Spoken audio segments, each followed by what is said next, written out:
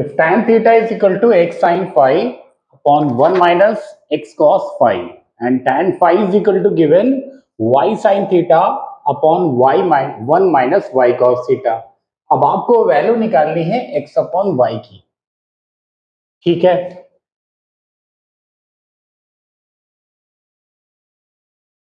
tan theta is equal to x sin phi upon 1 minus x cos phi। क्या करेंगे बेटा, cross multiplication कर लेंगे, तो क्या हो जाएगा, tan theta minus x cos phi tan theta and that is equal to x sin phi,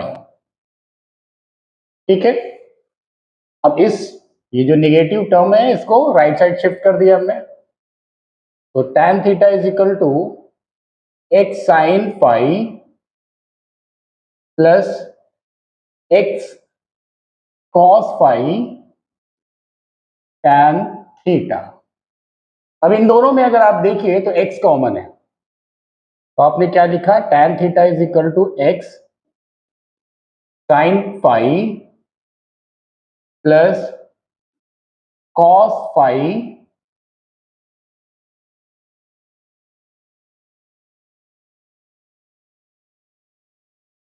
tan theta, ठीक है।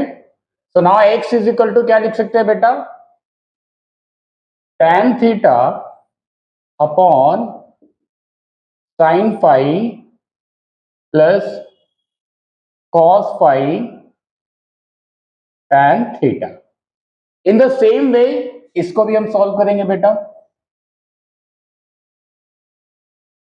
क्या गिवन है, tan phi is equal to y sin theta upon 1 minus y cos theta.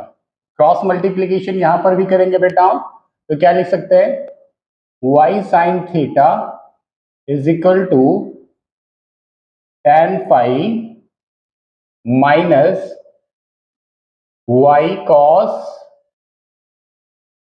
Theta tan phi, ठीक है। तो y sin theta plus y cos theta tan phi is equal to tan phi. So now y is equal to what? So y is equal to tan phi upon sin theta plus cos theta tan phi। Clear है यहां तक। अब हम इसे और थोड़ा सा solve कर लेंगे। साइन फाई इस tan थीटा को क्या लिख सकते हैं, in term of sine theta upon cos theta क्या लिख सकते हैं, tan theta is equal to sine theta upon cos theta. तो x इज इक्वल टू क्या हो जाएगा बेटा, और इस tan थीटा को भी हम यही कर लेंगे, तो यहां पर tan थीटा हो गया आपका sine theta upon cos theta upon sine phi plus cos phi sine theta upon cos theta. अब ये जो cos थीटा है पूरा एलसीएम हो जाने के बाद इसके साथ मल्टीप्लाई हो जाएगा, means x is equal to क्या लिख सकते हैं बेटा, sine theta upon cos theta upon sine phi cos theta sine phi cos theta plus cos phi sine theta upon cos theta. ये cos थीटा और ये cos थीटा कैंसिल हो जाएगा, ठीक है। इसी तरीके से y के केस में हम कर लेंगे, तो y is equal to sine theta upon cos theta sine theta plus cos theta into sine phi upon cos phi, ठीक है। So y is equal to what,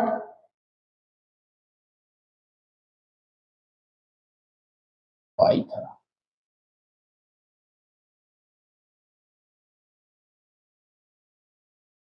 sign phi upon cos phi upon sine theta cos phi plus cos theta sine phi, ठीक है, upon cos phi. देखो ये cancel हो जाएंगे, x और Y की वैल्यू हमें मिल गई। अब हमें वैल्यू निकालनी थी एक्स अपॉन वाई की वैल्यू, राइट। तो हमने लिखा एक्स अपॉन वाई। एक्स की जगह पर एक्स की वैल्यू क्या है, sine theta, sine theta upon sine phi cos theta